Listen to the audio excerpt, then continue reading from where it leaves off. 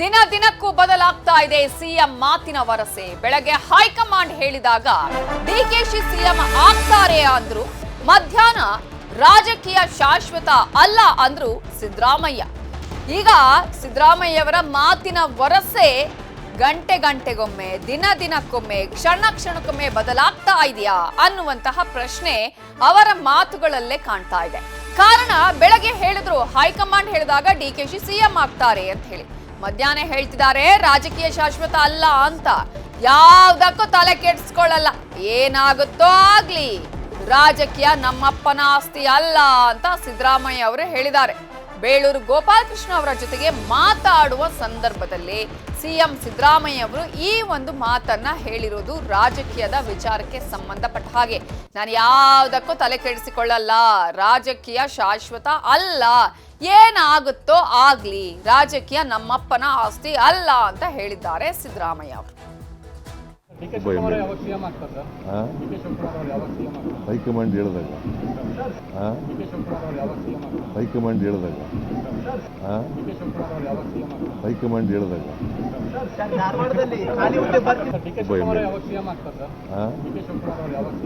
High command ಹೇಳಿದಾಗ high command ಹೇಳಿದಾಗ high command ಹೇಳಿದಾಗ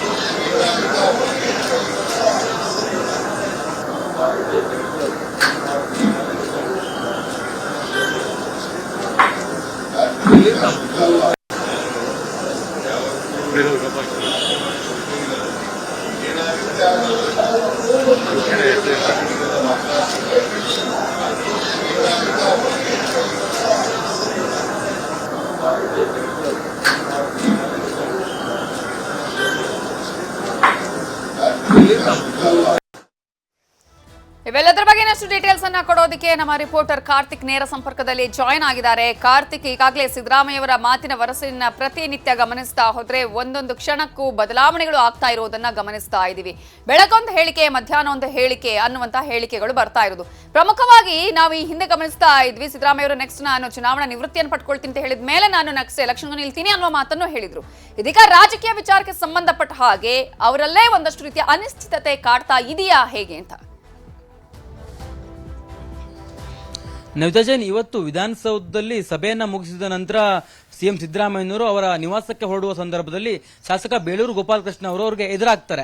ಮೆಟ್ಟಿಲುಗಳ ಮೇಲೆ ಇಳಿದು ಬರುವಂತಹ ಸಂದರ್ಭದಲ್ಲಿ ಅವರೊಂದಿಗೆ ಮಾತನಾಡ್ತಾ ಬರುವಂತಹ ಸಂದರ್ಭದಲ್ಲಿ ಬೇಳೂರು ಗೋಪಾಲಕೃಷ್ಣ ಅವರು ಸಿಎಂ ಸಿದ್ದರಾಮಯ್ಯನವರಿಗೆ ಈ ಒಂದು ಬ್ರೇಕ್ಫಾಸ್ಟ್ ಮೀಟಿಂಗ್ ನ ಕುರಿತಾಗಿ ಪ್ರಶ್ನೆಯನ್ನ ಮಾಡ್ತಾರೆ. ಅದರ ಕುರಿತಾಗಿ ಕೇಳಿದಂತ ಸಂದರ್ಭದಲ್ಲಿ ಸಿಎಂ ಸಿದ್ದರಾಮಯ್ಯನವರು ನಗುತ್ತಲೇ ಅವರಿಗೆ ಉತ್ತರ ಕೊಡುವಂತ ಕೆಲಸವನ್ನ ಮಾಡ್ತಾ ಹೋಗ್ತಾರೆ. ರಾಜಕೀಯ ಶಾಶ್ವತ ಅಲ್ಲ, ಈ ಒಂದು ರಾಜಕೀಯ ಶಾಶ್ವತ ಅನ್ನುವಂಥದ್ದನ್ನ ನಾನು ಎಂದಿಗೂ ಯೋಚನೆಯನ್ನ ಮಾಡಿಲ್ಲ, ಜೊತೆಗೆ ರಾಜಕೀಯ ಯಾರಪ್ಪರ ಮನೆ ಆಸ್ತಿ ಅಲ್ಲ ಅನ್ನುವಂಥ ರೀತಿಯಲ್ಲಿ ಸಿಎಂ ಸಿದ್ದರಾಮಯ್ಯನವರು ಹೇಳಿಕೆಯನ್ನು ಕೊಡ್ತಾ ಹೋಗ್ತಾರೆ. ಏನಾಗುತ್ತೋ ನೋಡೋಣ, ಕಾದು ನೋಡೋಣ ಅನ್ನುವಂಥ ಅರ್ಥದಲ್ಲಿ ಸಿಎಂ ಸಿದ್ದರಾಮಯ್ಯನವರು ಹೇಳಿರುವಂತದ್ದಿದೆಯಲ್ಲ, ಇದು ಎಲ್ಲೋ ಒಂದ್ ಕಡೆ ಸಿಎಂ ಸಿದ್ದರಾಮಯ್ಯನವರಿಗೆ ಈ ಎಲ್ಲಾ ಬೆಳವಣಿಗೆಗಳ, ಈ ಒಂದು ರಾಜಕೀಯ ಜಂಜಾಟದ ಬೆಳವಣಿಗೆಗಳ ಕಾರಣದಿಂದಾಗಿ ಬೇಸರ ತಂದಿದೆ ಅನ್ನುವಂಥದ್ದನ್ನ ಸ್ಪಷ್ಟಪಡಿಸ್ತಾ ಇದೆ. 2013ರಿಂದ 2018ರವರೆಗೆ ಸಿಎಂ ಸಿದ್ದರಾಮಯ್ಯನವರು ಅಂದ್ರೆ ಆವತ್ತು ಅಧಿಕಾರದಲ್ಲಿದ್ದಂಥ ಸಂದರ್ಭದಲ್ಲಿ ಇದ್ದಂತ ಸಿದ್ದರಾಮಯ್ಯನವರು ಬೇರೆ, ಈಗ ಅಧಿಕಾರದಲ್ಲಿದ್ದಂಥ ಸಿದ್ದರಾಮಯ್ಯನವರು ಬೇರೆ ಎನ್ನುವಂಥದ್ದು ಕಾಂಗ್ರೆಸ್ನ ಕೆಲವೊಂದಿಷ್ಟು ಶಾಸಕರು ಹೇಳ್ತಾ ಇದ್ರು, ಹಾಗೆ ಅವರ ಮುಖಂಡರುಗಳು ಕೂಡ ಹೇಳ್ತಾ ಇದ್ರು. ಆದ್ರೆ ಈಗ ಅದು ಸ್ಪಷ್ಟವಾಗ್ತಾ ಇದೆ ಅಂತ ಅನಿಸ್ತಾ ಇದೆ ಅವರ ಮಾತುಗಳನ್ನ ಗಮನಿಸಿದ್ರೆ. ಈಗಾಗಲೇ ಸಿದ್ದರಾಮಯ್ಯನವರು ಹೇಳ್ತಾ ಇದ್ದಾರೆ, ಹೈಕಮಾಂಡ್ ಯಾವ ನಿರ್ಧಾರವನ್ನು ತೆಗೆದುಕೊಳ್ಳುತ್ತೋ ಆ ಒಂದು ನಿರ್ಧಾರಕ್ಕೆ ನಾನು ಬದ್ಧ ಅನ್ನುವಂಥದ್ದು. ಆದ್ರೆ 2013ರಿಂದ 2018ರ ಅವಧಿಯಲ್ಲಿ ಅವರಿಗೆ ಯಾವ ರೀತಿಯ ಸ್ವತಂತ್ರವಾಗಿ ಅಧಿಕಾರ ನಡೆಸುವಂತಹ ಒಂದು ಅವಕಾಶ ಇತ್ತಲ್ಲ, ಆ ಒಂದು ಅವಕಾಶ ಈ ಅವಧಿಯಲ್ಲಿ ಅವರಿಗೆ ಸಿಕ್ಕಿಲ್ಲ ಅಂತ ಅನ್ಸುತ್ತೆ. ಅದೇ ಒಂದು ಕಾರಣಕ್ಕಾಗಿ ದಿನವೂ ಈ ರೀತಿಯ ಗೊಂದಲಗಳು, ನಾಯಕತ್ವ ಬದಲಾವಣೆ ವಿಚಾರವಾಗಿ ಇನ್ಯಾರೋ ಹೇಳಿಕೆಯನ್ನು ಕೊಡುವಂಥದ್ದು, ಇನ್ಯಾರೋ ಸಿಎಂ ಸ್ಥಾನವನ್ನು ಪಡೆದುಕೊಳ್ಳೋದಕ್ಕೆ ಪ್ರಯತ್ನವನ್ನು ಮಾಡುವಂಥದ್ದು, ಇನ್ಯಾರೋ ಸಿಎಂ ಆಗಬೇಕು ಅನ್ನುವಂಥ ನಿಟ್ಟಿನಲ್ಲಿ ಪ್ರತಿಭಟನೆಗಳು, ಸ್ವಪಕ್ಷದ ಕಾರ್ಯಕರ್ತರು ಒಂದಿಷ್ಟು ಬೇರೆ ಬೇರೆ ರೀತಿಯಲ್ಲಿ ಚಟುವಟಿಕೆಗಳನ್ನು ಮಾಡುವಂಥದ್ದು, ಇದೆಲ್ಲದರಿಂದಲೂ ಕೂಡ ಸಿದ್ದರಾಮಯ್ಯನವರು ಬೇಸರಗೊಂಡಂತೆ ಕಾಣಿಸ್ತದೆ. ಅದೇ ಒಂದು ಕಾರಣಕ್ಕಾಗಿ ಅವರು ಪದೇ ಪದೇ ಈ ರೀತಿಯ ಹೇಳಿಕೆಗಳನ್ನ ಕೊಡ್ತಾ ಇದ್ರೆ, ಅದರಲ್ಲೂ ಸ್ವಪಕ್ಷದ ಶಾಸಕರ ಬಳಿ ಇವತ್ತು ಬಹಿರಂಗವಾಗಿ ಹೇಳಿರುವಂತದ್ದು ಇದೆಯಲ್ಲ, ಮಾಧ್ಯಮಗಳ ಕ್ಯಾಮೆರಾವೂ ಕೂಡ ಇದೆ ಅನ್ನುವಂಥದ್ದನ್ನ ಗಮನಿಸಿದ ಸಂದರ್ಭದಲ್ಲಿಯೂ ಕೂಡ ಸಿಎಂ ಸಿದ್ದರಾಮಯ್ಯನವರು ರಾಜಕೀಯವಾಗಿ ಯಾವುದು ಶಾಶ್ವತ ಅಲ್ಲ, ಯಾರಪ್ಪನ ಮನೆ ಆಸ್ತಿ ಅಲ್ಲ ರಾಜಕೀಯ ಅನ್ನುವಂಥ ರೀತಿಯಲ್ಲಿ ಹೇಳಿರುವಂತ ಹೇಳಿಕೆಯನ್ನು ನೋಡಿದ್ರೆ ಹೈಕಮಾಂಡ್ ನ ನಿರ್ಧಾರಕ್ಕೆ ಅವರು ಎದುರು ನೋಡ್ತಾ ಇದ್ದಂತೆ ಕಾಣಿಸ್ತದೆ. ಹೈಕಮಾಂಡ್ ಯಾವ ನಿರ್ಧಾರವನ್ನು ಪ್ರಕಟಿಸಿತೋ ಆ ಒಂದು ಪ್ರಕಟಿಸಿದ ನಂತರದಲ್ಲಿ ಅದರಂತೆ ನಡೆದುಕೊಳ್ಳುವಂತ ಎಲ್ಲ ಲಕ್ಷಣಗಳು ಕೂಡ ಈಗ ಕಾಣಿಸ್ತಾ ಇರುವಂತದ್ದು. ನವಿತಾ ಜೈನ್. ಕಾರ್ತಿಕ್, ಈಗ ಈ ಹಿಂದೆ ನಾವು ಗಮನಿಸ್ತಾ ಇದ್ವಿ, ಅಂದ್ರೆ ಬಜೆಟ್ ವಿಚಾರದಲ್ಲಿ ನಾನೇ ಬಜೆಟ್ ಮಂಡಿಸ್ತೀನಿ, ನಾನೇ ಮುಂದುವರಿತೀನಿ ಅಂತ ಹೇಳಿದ ಮೇಲೆ ಕೆಲವು ದಿನಗಳಾದ ನಂತರ ಆದಂತಹ ಬೆಳವಣಿಗೆಗಳು, ಮಲ್ಲಿಕಾರ್ಜುನ ಖರ್ಗೆ ಅವರ ರಿಪೋರ್ಟ್ ಆಗಿರ್ಬೋದು, ಸೋನಿಯಾ ಗಾಂಧಿ ಅವರ ರಿಪೋರ್ಟ್ ಅನ್ನು ಕೊಟ್ಟ ಮೇಲೆ ಅಲ್ಲಿ ಆಗ್ತಾ ಇದ್ದಂತಹ ಬೆಳವಣಿಗೆಗಳು, ಇವೆಲ್ಲದ ನಂತರ ಈ ರೀತಿಯಾದಂತಹ ಅಂದ್ರೆ ಚೇಂಜ್ ಆಯ್ತಾ ಅಥವಾ ಮಾತು ಬದಲಾವಣೆಗಳು ಆಗ್ತಾ ಬಂತ ಹೇಗೆ? ಜೊತೆಗೆ ಅವರಲ್ಲೇ ಒಂದು ರೀತಿಯಾಗಿ ಈಗ ಇನ್ನು ಮುಂದೆ ಯಾಕೆ ಈ ತರದ ಬೆಳವಣಿಗೆಗಳನ್ನು ಇರಬೇಕು ಅನ್ನುವಂಥದ್ದು ಇದೆಯಾ? ದೇವರಾಜ್ ಅರಸು ಅವರ ದಾಖಲೆಯನ್ನು ಸರಿಗಟ್ಟುವವರೆಗೂ ಇರಬೇಕು ಅನ್ನೋದಿದೆಯಾ? ಯಾವ ರೀತಿಯಾದಂತಹ ಮನಸ್ಥಿತಿ ಕಾಣಿಸ್ತಾ ಇದೆ?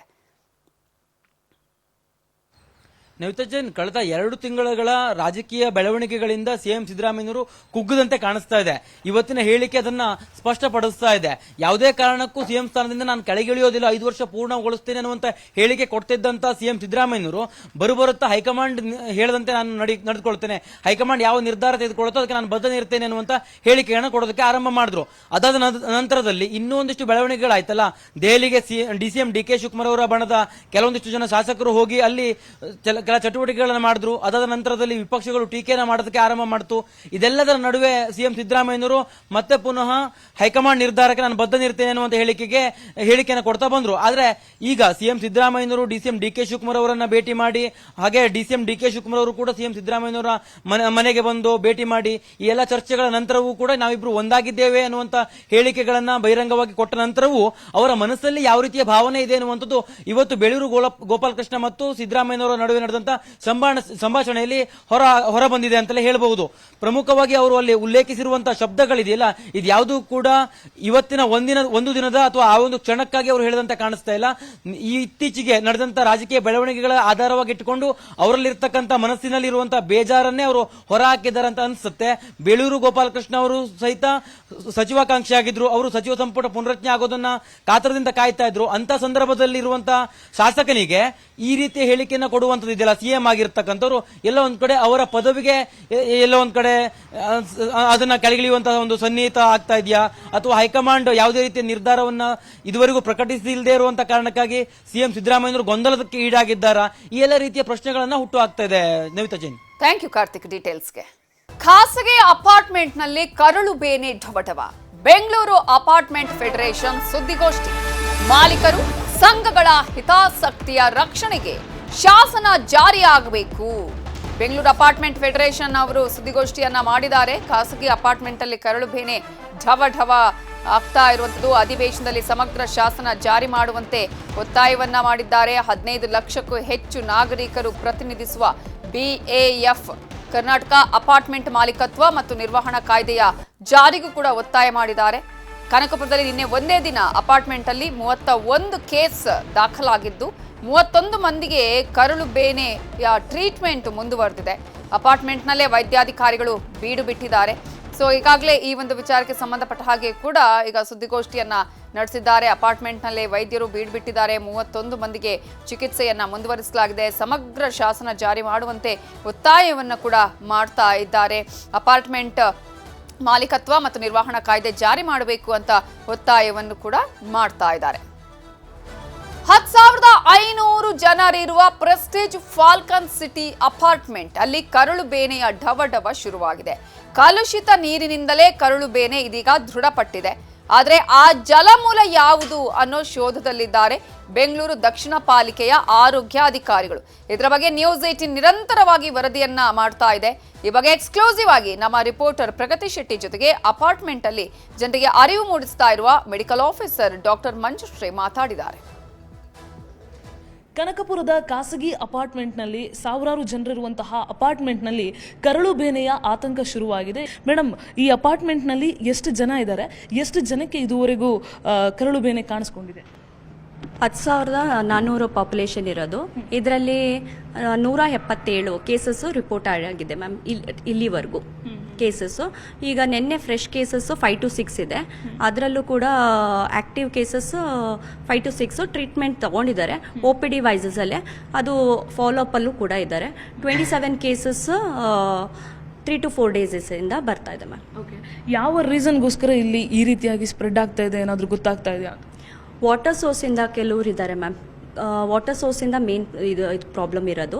ಅದಾದಮೇಲೆ ಕೆಲವು ಹಿಸ್ಟ್ರಿ ತೊಗೊಂಡಾಗ 27 3 to 4 ಡೇಸಿಂದ ನಾವು ತೊಗೋತಾ ಇರುವಾಗ ಆ 27 ಕೇಸಸಲ್ಲಿ ಫಾಲೋಅಪ್ ಕೇಸಸಲ್ಲಿ ಇದ್ದಾಗ ಅವರು ಕೆಲವರೆಲ್ಲ ಟ್ರಾವೆಲ್ ಹಿಸ್ಟ್ರಿನೂ ಇದ್ದಾರೆ, ಕೆಲವರು ಇಲ್ಲೇ ಔಟ್ಸೈಡ್ ಫುಡ್ಡು ತಿಂದಿದ್ದಾರೆ, ಇನ್ನು ಕೆಲವರೆಲ್ಲ ಇಲ್ಲೇ ಇದ್ದಾರೆ ಮ್ಯಾಮ್. ಇಲ್ಲಿನೇ ಒಂದು ವಾರದಿಂದನೂ ಇದ್ದು ಕೂಡ ಕೇಸಸ್ಸು ಇದೆ.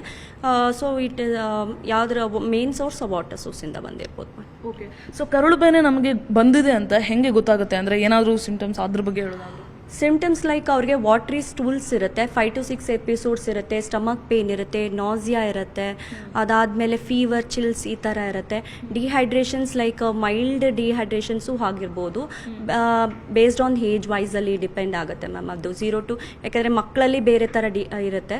ದೊಡ್ಡವ್ರಿಗೆ 18 years ಅಬೌವ್ ಇದ್ದಾಗ ಡಿಹೈಡ್ರೇಷನ್ಸಲ್ಲಿ ನಾವು ಕೌಂಟ್ ಮಾಡ್ಕೋಬೇಕು. ಡಿಹೈಡ್ರೇಷನ್ಸ್ ಆಗದಿರೋ ಥರ ನಾವು ತಡೆದು ಇಟ್ಕೋಬೇಕು. ಮೇಯ್ನಾಗಿ ಅವರು ವಾಟರ್ ಚೆನ್ನಾಗಿ ಫ್ಲೂಯಿಡ್ಸ್ನ ತಗೋಬೇಕು ಮತ್ತು ಹೈಜೀನ್ ಮೇಂಟೈನ್ ಮಾಡಬೇಕು. ಅದಾದಮೇಲೆ ಹೋಮ್ ಫುಡ್ಡೇ ತಗೋಬೇಕು. ಅದರಲ್ಲಿ ಮಾಡಿದ್ರೆ ಅದು ಕಂಟ್ರೋಲ್ ಬರುತ್ತೆ ಮ್ಯಾಮ್. ಅದು ಇದಿಷ್ಟು ವಸಂತಪುರದ ಮೆಡಿಕಲ್ ಆಫೀಸರ್ ಆಗಿರುವಂತಹ ಡಾಕ್ಟರ್ ಮನುಶ್ರೀ ಅವರು ಹೇಳಿರುವಂತಹ ಮಾತು. ಕ್ಯಾಮರಾಮ್ಯಾನ್ ಯೋಗೇಶ್ವರ್ ಜೊತೆ ಪ್ರಗತಿ ಶೆಟ್ಟಿ, ನ್ಯೂಸ್ 18 ಬೆಂಗಳೂರು. ರಾಜ್ಯದಲ್ಲಿ ಮುಂದುವರೆದಿದೆ ಎಟಿಎಂ ಕಳ್ಳತನ. ತಳ್ಳು ಗಾಡಿ ತಂದ್ರು ಎಟಿಎಂ ಮಷೀನ್ ಅನ್ನ ಹೊತ್ಕೊಂಡು ಹೋದ್ರು. ಬೆಳಗಾವಿ ತಾಲೂಕಿನ ಹೊಸ ವಂಟಮೂರಿ ಗ್ರಾಮದಲ್ಲಿ ಘಟನೆ ನಡೆದಿದೆ. ಈಗಾಗಲೇ ರಾಜ್ಯ ರಾಜಧಾನಿಯಲ್ಲಿ ನಡೆದಿರುವಂತಹ ಈ ಒಂದು ಹಣವಂತ ಮೆಷಿನ್ ಅಂದ್ರೆ ವೆಹಿಕಲ್ ಅನ್ನೇ ಅಲ್ಲಿ ಎಸ್ಕೇಪ್ ಮಾಡಿದಂಥದ್ದು, ಕಳ್ಳತನ ದರೋಡೆ ಮಾಡಿರುವಂಥದ್ದು, 7 ಕೋಟಿ 11 ಲಕ್ಷ ದರೋಡೆ ಮಾಡಿದ ಪ್ರಕರಣ ಇನ್ನೂ ಕೂಡ ಮಾಸುವ ಮುನ್ನವೇ ಇನ್ನೂ ಕೂಡ ತನಿಖೆ ನಡೀತಾ ಇರುವ ಸಂದರ್ಭದಲ್ಲಿ ರಾಜ್ಯದಲ್ಲಿ ಮತ್ತೊಂದು ಎಟಿಎಂ ಕಳ್ಳತನ. ತಳ್ಳು ಗಾಡಿ ತಂದ್ರು ಎಟಿಎಂ ಮಷೀನ್ ಅನ್ನ ಹೊತ್ಕೊಂಡು ಹೋದ್ರು. ಬೆಳಗಾವಿಯ ವಂಟಮೂರಿ ಗ್ರಾಮದಲ್ಲಿ ಘಟನೆ ನಡೆದಿದೆ. ರಾಷ್ಟ್ರೀಯ ಹೆದ್ದಾರಿ 48ಕ್ಕೆ ಹೊಂದಿಕೊಂಡಿರುವ ಇಂಡಿಯಾ ಎಟಿಎಂನಲ್ಲಿರುವ ಸೆನ್ಸಾರ್ಗೆ ಶಬ್ದ ಬರದ ಹಾಗೆ ಬ್ಲಾಕ್ ಸ್ಪ್ರೇ ಮಾಡಿ ಇಲ್ಲಿ ಕಳ್ಳತನವನ್ನ ಮಾಡಿದ್ದಾರೆ. ಸಂಶಯ ಬರದಂತೆ ಎಟಿಎಂ ಬಳಿ ತಳ್ಳು ಗಾಡಿ ತಂದಿಟ್ಟು ಪರಾರಿಯಾಗಿದ್ದಾರೆ. ಖದೀಮರ ಕೈಚಳಕ ಸಿಸಿಟಿವಿಯಲ್ಲಿ ಸೆರೆಯಾಗಿದೆ. ಈಗಾಗಲೇ ಸಿಸಿಟಿವಿ ಕ್ಯಾಮೆರಾದ ದೃಶ್ಯಾವಳಿಗಳನ್ನ ಪರಿಶೀಲನೆ ಮಾಡ್ತಿದ್ದಾರೆ ಪೊಲೀಸರು. ಖದೀಮರು ಐಡಿಯಾ ಕಂಡು ದಂಗಾಗಿ ಹೋಗಿದ್ದಾರೆ ಪೊಲೀಸರು. 1 ಲಕ್ಷಕ್ಕೂ ಹೆಚ್ಚಿನ ಹಣ ಈ ಎಟಿಎಂ ಅಲ್ಲಿತ್ತು. ಸ್ಥಳಕ್ಕೆ ಕಾಕತಿ ಠಾಣೆ ಪೊಲೀಸರು ಭೇಟಿ ಕೊಟ್ಟಿದ್ದಾರೆ, ಪರಿಶೀಲನೆಯನ್ನ ಮಾಡ್ತಾ ಇದ್ದಾರೆ. ಕಾಕತಿ ಪೊಲೀಸ್ ಠಾಣಾ ವ್ಯಾಪ್ತಿಯಲ್ಲಿ ನಡೆದಂತಹ ಘಟನೆ ಇದು. ಎಟಿಎಂ ಕಳ್ಳತನ ಪ್ರಕರಣಕ್ಕೆ ಸಂಬಂಧಪಟ್ಟ ಹಾಗೆ ಪೊಲೀಸರು ಈಗಾಗಲೇ ತನಿಖೆಯನ್ನ ಆರಂಭ ಮಾಡಿದ್ದಾರೆ.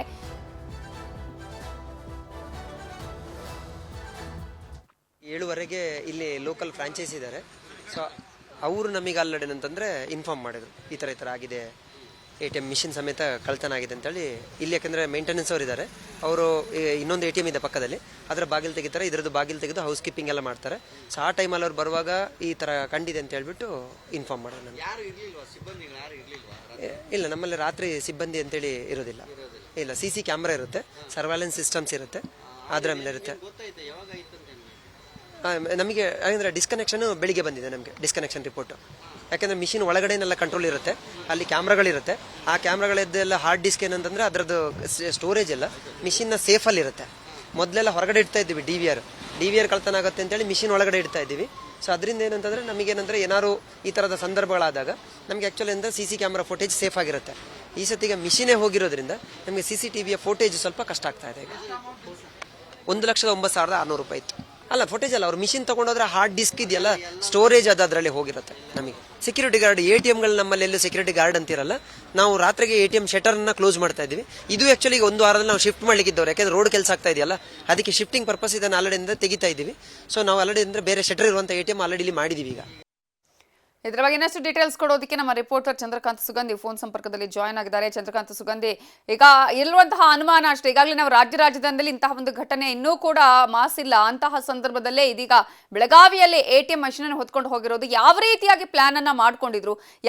ಯಾರೇ ಸೆಕ್ಯೂರಿಟಿ ಅವರು ಇರಲಿಲ್ಲ, ಯಾಕಂದ್ರೆ ಒಂದು ರೂಲ್ಸೇ ಇದೆ, ಅಲ್ಲಿ ಸೆಕ್ಯೂರಿಟಿಗಳನ್ನ ಹಾಕಬೇಕು ಅನ್ನುವಂಥದ್ದು. ಯಾರು ಇರಲಿಲ್ವಾ?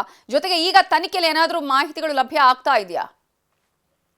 ನವಿತಾಜನ್, ಬೆಳಗಾವಿಯಲ್ಲಿ ಇಡೀ ರಾಜ್ಯದಲ್ಲಿ ಸುಮಾರು ಬೀದರ್ನಿಂದ ಬೆಂಗಳೂರಿನವರೆಗೂ ಕೂಡ ATM ಕಳ್ಳತನ ಪ್ರಕರಣಗಳು ನಿರಂತರವಾಗಿ ನಡೀತವೆ. ಉತ್ತರ ಭಾರತದ ತಂಡ ಈ ಒಂದು ಕೃತ್ಯ ಎಸಗುತ್ತೆ ಅಂತೇಳಿ ಪೊಲೀಸರ ಅನುಮಾನ. ಆದರೂ ಕೂಡ ಅವ್ರನ್ನ ಬಂಧನ ಮಾಡಕ್ಕೆ ಈವರೆಗೂ ಸಾಧ್ಯ ಆಗಿಲ್ಲ. ಇದೇ ರೀತಿ ಬೆಳಗಾವಿಯ ರಾಷ್ಟ್ರೀಯ ಹೆದ್ದಾರಿ 48ಕ್ಕೆ ಹೊಂದಿಕೊಂಡಿರ್ತಕ್ಕಂಥ ಹೊಸ ಒಂಟಮೂರಿ ಗ್ರಾಮದಲ್ಲಿ ನಿನ್ನೆ ರಾತ್ರಿ ATM ಅನ್ನ ಹೊತ್ತೊಯ್ಯಲಾಗಿದೆ. ಏನು ತಳ್ಳೋ ಗಾಡಿಯಲ್ಲಿ ATM ನ ಹಾಕಿಕೊಂಡು 3 ಜನ ದುಷ್ಕರ್ಮಿಗಳು ಇಡೀ ATM ನೇ ಕಳ್ಳತನವನ್ನ ಮಾಡಿರ್ತಕ್ಕಂಥದ್ದು. ಈ ಬಗ್ಗೆ ಕಾಕ್ತಿ ಪೊಲೀಸ್ ಠಾಣೆಯಲ್ಲಿ ಸದ್ಯ ಪ್ರಕರಣವನ್ನ ದಾಖಲಾಗಿದೆ. CCTVಯಲ್ಲೂ ಕೂಡ ದೃಶ್ಯಗಳು ದಾಖಲಾಗಿದೆ. ಈ ಹಿಂದೆ ಬೆಳಗಾವಿಯಲ್ಲಿ ಇದೇ ರೀತಿ ಪ್ರಕರಣ ನಡೆದಿತ್ತು. ಬೆಳಗಾವಿಯಲ್ಲಿ ನಡೆದ ಮರುದಿನವೇ ಆನೇಕಲ್ ವ್ಯಾಪ್ತಿಯಲ್ಲಿ ಒಂದು ಕಳ್ಳತನ ಆಗಿತ್ತು. ಹೀಗೆ ಸರಣಿ ATMಗಳ ಕಳ್ಳತನವನ್ನ ಉತ್ತರ ಭಾರತದ ತಂಡ ಒಂದು ಮಾಡುತ್ತೆ ಅಂತ ಹೇಳಿ ಪೊಲೀಸರು ಒಂದು ಸಂಶಯವನ್ನು ವ್ಯಕ್ತಪಡಿಸಿದ್ರು. ಆದ್ರೆ ಆ ತಂಡ ಇದುವರೆಗೂ ಪೊಲೀಸರ ಬಲೆಗೆ ಬಿದ್ದಿಲ್ಲ. ಈ ಒಂದು ATM ನಲ್ಲಿ ಕಳ್ಳತನವಾದಂತ ATM ನಲ್ಲಿ ಸುಮಾರು 1 ಲಕ್ಷಕ್ಕೂ ಹೆಚ್ಚು ಹಣ ಇತ್ತು ಅಂತ ಹೇಳಿ ಈಗ ಪೊಲೀಸರು ಅನುಮಾನ ವ್ಯಕ್ತಪಡಿಸಿದ್ದಾರೆ. ಸದ್ಯ ಈ ಬಗ್ಗೆ CCTVಯಲ್ಲಿ ದೃಶ್ಯಗಳನ್ನ ಸಂಗ್ರಹಿಸಿ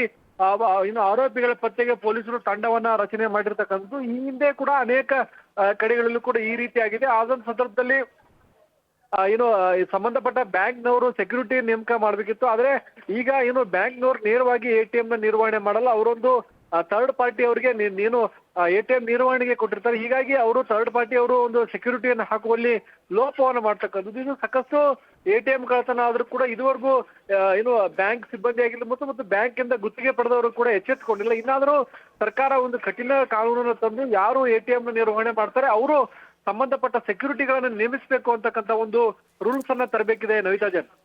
ಓಕೆ, ಥ್ಯಾಂಕ್ ಯು ಚಂದ್ರಕಾಂತ್ ಸುಗಂಧಿ ಡೀಟೇಲ್ಸ್ಗೆ. ದೇವಸ್ಥಾನದ ಅಭಿವೃದ್ಧಿ ಹೆಸರಿನಲ್ಲಿ ಗೋಲ್ಮಾಲ್ ಆರೋಪ ಕೇಳಿ ಬಂದಿದೆ.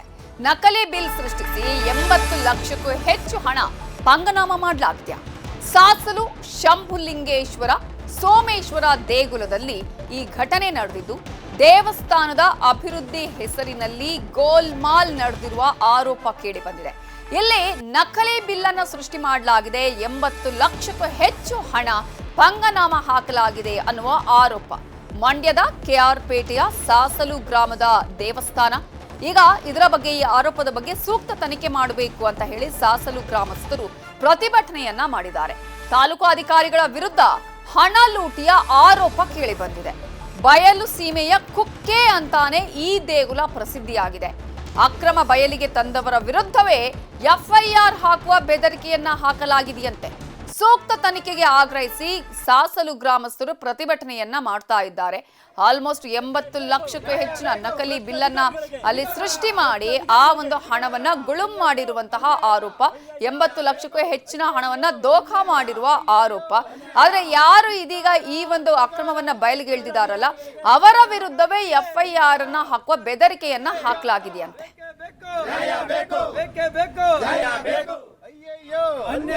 ಅಯ್ಯಯ್ಯೋ ಅನ್ಯಾಯ, ಧಿಕ್ಕಾರ ಧಿಕ್ಕಾರ, ಭ್ರಷ್ಟಾಧಿಕಾರಿಗಳಿಗೆ ಬೇಕೇ ಬೇಕು. ತಹಸೀಲ್ದಾರ್ ಎಲ್ಲ ಅಧಿಕಾರಿಗಳು ಅರ್ಚಕರು ಸೇರಿದಂಗೆ ಈ ಗ್ರಾಮಕ್ಕೆ ಮರ್ಯಾದೆ ಕಳೀತಾ ಇರೋದು ಅರ್ಚಕರು ಮತ್ತೆ ಅಧಿಕಾರಿಗಳೇ. ಇನ್ಯಾರು ಇಲ್ಲ. ನಮ್ಮ ಗ್ರಾಮದಲ್ಲಿ ನೋಡಿ ಏನೇ ಆಗ್ಬೇಕಾದ್ರೂ ಗ್ರಾಮ ದುಡ್ಡು ಆಗ್ತದೆ.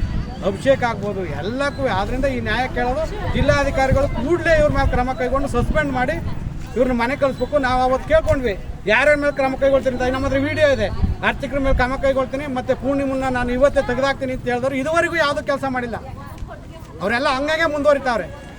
ಅದರಿಂದ ದಯಮಾಡಿ ಮಾನ್ಯ ಜಿಲ್ಲಾಧಿಕಾರಿಗಳು ಈ ಮುಖಾಂತರ ನೀವು ಅವ್ರಿಗೇನು ಸಂದೇಶ ಕೊಡ್ತೀರಾ ಕೊಡಿ. ಇಲ್ಲ ಅಂದರೆ ನಾವು ನಿಮ್ಮ ಕಚೇರಿ ಮುಂದೆ ಬಂದು ಠಿಕಾಣಿ ಮುಟ್ತೀವಿ 100 ಜನ.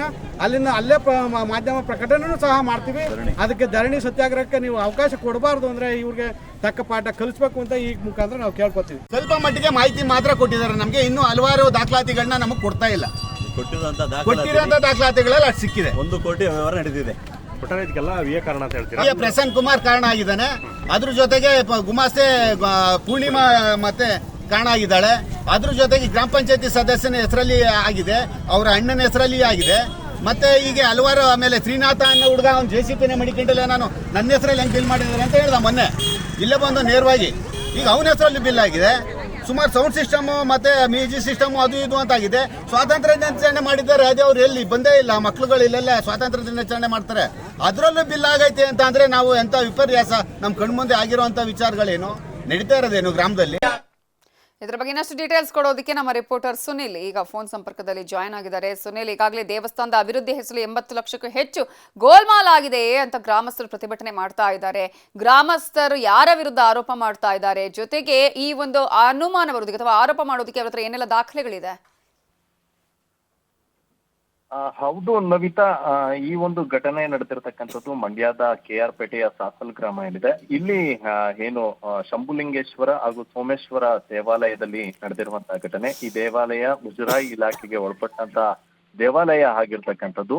ಈ ದೇವಾಲಯದ ಆಡಳಿತ ಮಂಡಳಿಯಲ್ಲಿ ಹಣದ ದುರುಪಯೋಗ ಆಗಿದೆ, ಇಲ್ಲಿ ಭ್ರಷ್ಟಾಚಾರ ನಡೆಸಿದ್ದಾರೆ ಅಂತ ಗ್ರಾಮದ ಒಂದಷ್ಟು ಜನರು ಆರೋಪವನ್ನ ಮಾಡ್ತಾ ಇದ್ದಾರೆ. ಜೊತೆಗೆ ಪ್ರತಿಭಟನೆಗಳನ್ನ ಕೂಡ ಮಾಡ್ತಾ ಇರುವಂತದ್ದು. ಅಂದ್ರೆ ದೇವಸ್ಥಾನದ ನಿರ್ವಹಣೆಯ ಹೆಸರಲ್ಲಿ ಹಣದ ಗೋಲ್ಮಾಲನ್ನ ನಡೆಸ್ತಾ ಇದ್ದಾರೆ ಆಡಳಿತ ಮಂಡಳಿಯವರು, ಜೊತೆಗೆ ಪಂಚಾಯಿತಿಯವರು ಒಂದಷ್ಟು ಜನರು ಸೇರ್ಕೊಂಡಿದ್ದಾರೆ. ಈ ಸೇರ್ಕೊಂಡು ತಮಗೆ ಬೇಕಾದಂತ ಬಿಲ್ಗಳನ್ನ ಕೊಟ್ಟು ದೇವಸ್ಥಾನದ ಸುಮಾರು 80 ಲಕ್ಷದಷ್ಟು ಹಣವನ್ನ ಅವರು ಲಪಟಾಯಿಸಿರುವಂತದ್ದು ಅನ್ನುವಂತ ನಿಟ್ಟಿನಲ್ಲಿ ಗ್ರಾಮಸ್ಥರು ಆರೋಪವನ್ನು ಮಾಡ್ತಾ ಇದ್ದಾರೆ. ಒಂದಷ್ಟು ದಾಖಲೆಗಳನ್ನ ಇಟ್ಕೊಂಡಿದ್ದಾರೆ. ಕಳಪೆ ಏನು ಯಾವುದೇ ಕಾಮಗಾರಿ ಮಾಡದೇ ಇದ್ರು ಕೂಡ, ನಿರ್ವಹಣೆ ಮಾಡದೇ ಇದ್ರು ಕೂಡ ಡೂಪ್ಲಿಕೇಟ್ ಬಿಲ್ಗಳನ್ನ ಕೊಟ್ಟು ಹಣವನ್ನ ತೆಗೆದುಕೊಂಡಿದ್ದಾರೆ ಅನ್ನುವಂತ ಆರೋಪಗಳನ್ನ ಮಾಡ್ತಾ ಇರುವಂತದ್ದು. ಈ ನಿಟ್ಟಿನಲ್ಲಿ ಗ್ರಾಮಸ್ಥರು ಪ್ರತಿಭಟನೆಯನ್ನ ಮಾಡ್ತಾ ಇದ್ದಾರೆ. ಈ ಬಗ್ಗೆ ತನಿಖೆಯನ್ನ ನಡೆಸಬೇಕು, ಜಿಲ್ಲಾಧಿಕಾರಿಗಳು ಮಧ್ಯಸ್ಥಿಕೆಯನ್ನ ವಹಿಸಿ ತಪ್ಪಿತಸ್ಥರ ವಿರುದ್ಧ ಕ್ರಮವನ್ನ ತೆಗೆದುಕೊಳ್ಬೇಕು ಅನ್ನುವಂತ ನಿಟ್ಟಿನಲ್ಲಿ ಗ್ರಾಮಸ್ಥರು ಆಗ್ರಹವನ್ನ ಮಾಡ್ತಾ ಇರುವಂತದ್ದು. Navitha, okay, thank you Sunil. Details. ದಾವಣಗೆರೆಯಲ್ಲಿ ಕುಡಿದ ಮತ್ತಿನಲ್ಲಿ ಗ್ಯಾಂಗ್ ವಾರ್ ನಡೆದಿದೆ. ಬಾರ್ ಬಳಿ ಹೊಡೆದಾಡ್ಕೊಂಡಿದ್ದಾರೆ ಯುವಕರ ಗುಂಪು. ದಾವಣಗೆರೆಯ KB ಬಡಾವಣೆ ಖಾಸಗಿ ಬ್ಯಾಂಕ್ ಎದುರು ಈ ಘಟನೆ ನಡೆದಿದೆ. ಕುಡಿದ ಮತ್ತಿನಲ್ಲಿ ಗ್ಯಾಂಗ್ ವಾರ್ ನಡೆದಿದ್ದು ಬಾರ್ ಬಳಿ ಹೊಡೆದಾಡ್ಕೊಂಡಿದ್ದಾರೆ ಯುವಕರ ಗುಂಪು. ದಾವಣಗೆರೆಯ KB ಬಡಾವಣೆಯ ಖಾಸಗಿ ಬ್ಯಾಂಕ್ ಎದುರು ಈ ಘಟನೆ ನಡೆದಿದೆ. ಬಾರ್ನಿಂದ ತೆರಳ್ತಾ ಇದ್ದ ವೇಳೆ ಬೆನ್ನತ್ತಿ ಬಂದು ಅಟ್ಯಾಕ್ ಮಾಡಲಾಗಿದೆ. ಗಲಾಟೆ ಬಳಿಕ ಸ್ಥಳದಿಂದ ಕಾಲ್ಕಿತ್ತಿದ್ದಾರೆ ಯುವಕರ ಗುಂಪು ಘರ್ಷಣೆಯ ದೃಶ್ಯ ಸ್ಥಳೀಯರ ಮೊಬೈಲ್ನಲ್ಲಿ ಸೆರೆಯಾಗಿದೆ. KTJ ನಗರ ಪೊಲೀಸ್ ಠಾಣಾ ವ್ಯಾಪ್ತಿಯಲ್ಲಿ ಈ ಘಟನೆ ನಡೆದಿದೆ. ಕುಡಿದ ಮತ್ತಲ್ಲಿ ಗ್ಯಾಂಗ್ ವಾರ್ ನಡೆಸಿರುವಂತದ್ದು. CCTVಯ ಕ್ಯಾಮೆರಾಗಳಲ್ಲಿ ಈ ಎಲ್ಲಾ ದೃಶ್ಯಾವಳಿಗಳು ಸೆರೆಯಾಗಿದೆ. ಬಾರ್ ಬಳಿ ಯುವಕರ ಹೊಡಿ ಬಡಿ ನೋಡಿ ಎಷ್ಟು ಜೋರಾಗಿ ನಡೆದಿದೆ ಅಲ್ಲಿ ಅಂತ ಹೇಳಿ. ಬಾರಿನ ತೆರಳ್ತಾ ಇದ್ದಂತಹ ಸಂದರ್ಭದಲ್ಲೇ ಬೆನ್ನತ್ತಿ ಅಟ್ಯಾಕ್ ಮಾಡಿದ್ದಾರೆ.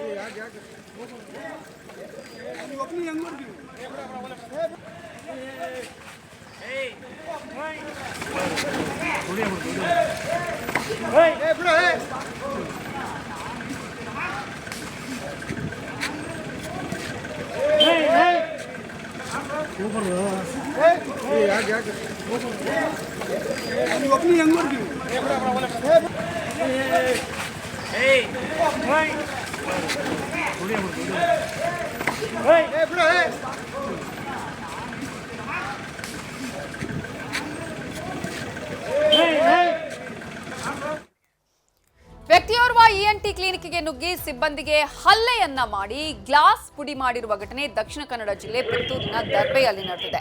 ಡಾಕ್ಟರ್ ರಾಮ್ ಮೋಹನ್ ರಾವ್ ಅನ್ನುವರ ಕ್ಲಿನಿಕ್ಗೆ ನುಗ್ಗಿದ ಸಿಬ್ಬಂದಿಗೆ ಹಲ್ಲೆ ಮಾಡಿರುವ ದೃಶ್ಯ ನ್ಯೂಸ್ 18ಗೆ ಲಭ್ಯವಾಗಿದೆ. ಪರಿಚಯಸ್ಥರ ತಪಾಸಣೆಗೆ ಒಳಗಡೆ ಬಿಟ್ಟಿಲ್ಲ ಅನ್ನೋ ಕಾರಣಕ್ಕೆ ಸಿಬ್ಬಂದಿ ಶ್ರೀಕಾಂತ್ ಮೇಲೆ ಇಬ್ರಾಹಿಂ ಅನ್ನುವಾತ ಹಲ್ಲೆ ಮಾಡಿದ್ದಾನೆ.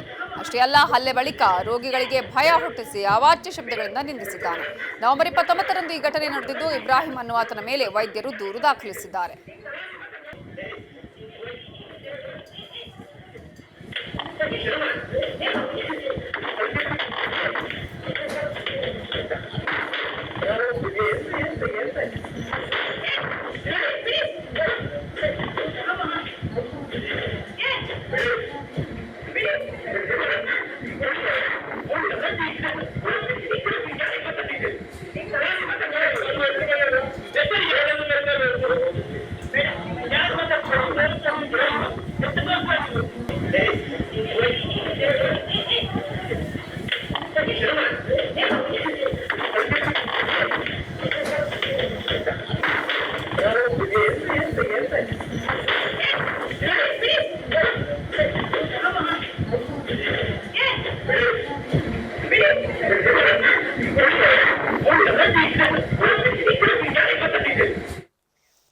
ದಿನೇ ದಿನೇ ಹೆಚ್ಚಾಗ್ತಾ ಇದೆ ಸೈಬರ್ ವಂಚಕರ ಕಾಟ. ಸೈಬರ್ ವಂಚಕರ ವಿರುದ್ಧ ಜಾಗೃತಿಗೆ ಸಿದ್ಧತೆಯನ್ನ ಮಾಡಿಕೊಳ್ತಾ ಇದ್ದಾರೆ. ಬೆಂಗಳೂರು ಪೊಲೀಸರು ವಿಡಿಯೋ ಮೂಲಕ ಜಾಗೃತಿಯನ್ನ ಮೂಡಿಸ್ತಾ ಇದ್ದಾರೆ. ದಿನೇ ದಿನೇ ಸೈಬರ್ ವಂಚಕರ ಕಾಟ ಜಾಸ್ತಿ ಆಗ್ತಾ ಇದೆ. ವಂಚನೆ ಮಾಡುವ ಪ್ರಕರಣಗಳು ಜಾಸ್ತಿಯಾಗಿ ಬೆಳಕಿಗೆ ಬರ್ತಾ ಇದೆ. ಎಷ್ಟೇ ಜನ ಎಚ್ಚರಿಕೆಯಿಂದ ಇದ್ರೂ ಕೂಡ ಹೇಗಾದ್ರೂ ಮೋಸ ಹೋಗ್ತಾ ಇದ್ದಾರೆ ಅನ್ನೋದು ಕೂಡ ನಾವು ಗಮನಿಸ್ತಾ ಇದ್ದೀವಿ. ಸೈಬರ್ ವಂಚಕರ ವಿರುದ್ಧ ಜಾಗೃತಿಗೆ ಇದೀಗ ಬೆಂಗಳೂರು ಪೊಲೀಸರು ವಿಡಿಯೋ ಜಾಗೃತಿಯನ್ನ ಮಾಡ್ತಾ ಇದ್ದಾರೆ. ದೆಹಲಿ ಬ್ಲಾಸ್ಟ್ ವಿಚಾರವನ್ನ ಪ್ರಸ್ತಾಪಿಸಿ ವಂಚನೆಯನ್ನ ಮಾಡಿದ್ದು, ಬ್ಲಾಸ್ಟ್ ನಲ್ಲಿ ನಿಮ್ಮ ಹೆಸರು ಕೇಳಿ ಬಂದಿದೆ ಅಂತ ಹೇಳ್ತಾರೆ. ಕರೆ ಮಾಡಿ ಬೆದರಿಕೆ ಹಾಕ್ತಾ ಇದ್ದಾರೆ ಖದೀಮರು. ನಿಮ್ಮ ಆಧಾರ್ ಕಾರ್ಡ್ ಅಲ್ಲಿ ಶಂಕಿತರು ಅದನ್ನ ಬಳಸಿದ್ದಾರೆ, ನಿಮ್ಮ ಆಧಾರ್ ಕಾರ್ಡ್ ಅನ್ನ ಅಥವಾ ಆ ಒಂದು ನಂಬರ್ ಅನ್ನ ಶಂಕಿತರು ಯೂಸ್ ಮಾಡಿದ್ದಾರೆ, ಹಾಗಾಗಿ ನೀವು ವಿಚಾರಣೆಗೆ ಬರಬೇಕು ಅಂತ ಹೇಳಿ ಕರೆಯನ್ನ ಮಾಡ್ತಾರೆ. ಆಧಾರ್ ಚೆಕ್ ಮಾಡ್ತೇವೆ ಅಂತ ಹೇಳಿ OTPನೂ ಕಳಿಸ್ತಾರೆ. OTP ನಂಬರ್ ಹೇಳ್ತಾ ಇದ್ದ ಹಾಗೇನೆ ನಿಮ್ಮ ಖಾತೆಯಲ್ಲಿರುವ ಹಣ ಖಾಲಿಯಾಗತ್ತೆ. ಸೊ ದೆಹಲಿ, ರಾಜಸ್ಥಾನದಲ್ಲಿ ಈ ಒಂದು ಹೊಸ ತಂತ್ರವನ್ನ ಬಳಕೆ ಮಾಡ್ತಾ ಇದ್ದಾರೆ. ಈ ಒಂದು ಹೊಸ ಐಡಿಯಾದ ಮೂಲಕ ಜನರನ್ನು ವಂಚನೆ ಎಸಗ್ತಾ ಇದ್ದಾರೆ. ಬೆಂಗಳೂರಿನ ಹಲವರಿಗೂ ಈ ರೀತಿಯಾದಂತಹ ಒಂದು ಕರೆ ಬಂದಿದೆ. ಈ ಬಗ್ಗೆ ಅಲರ್ಟ್ ಆಗಿದ್ದಾರೆ ಬೆಂಗಳೂರು ಪೊಲೀಸರು. ವಿಡಿಯೋ ಮೂಲಕ ಜಾಗೃತಿಗೆ ಮುಂದಾಗಿದ್ದಾರೆ ಪೊಲೀಸರು. ಕರೆ ಬಂದ್ರೆ ಠಾಣೆಗೆ ಭೇಟಿ ಕೊಡಬೇಕು ಅಂತ ಪೊಲೀಸರು ಈಗಾಗಲೇ ಮನವಿ ಮಾಡಿಕೊಂಡಿದ್ದಾರೆ, ಸಲಹೆಯನ್ನ ಕೊಟ್ಟಿದ್ದಾರೆ.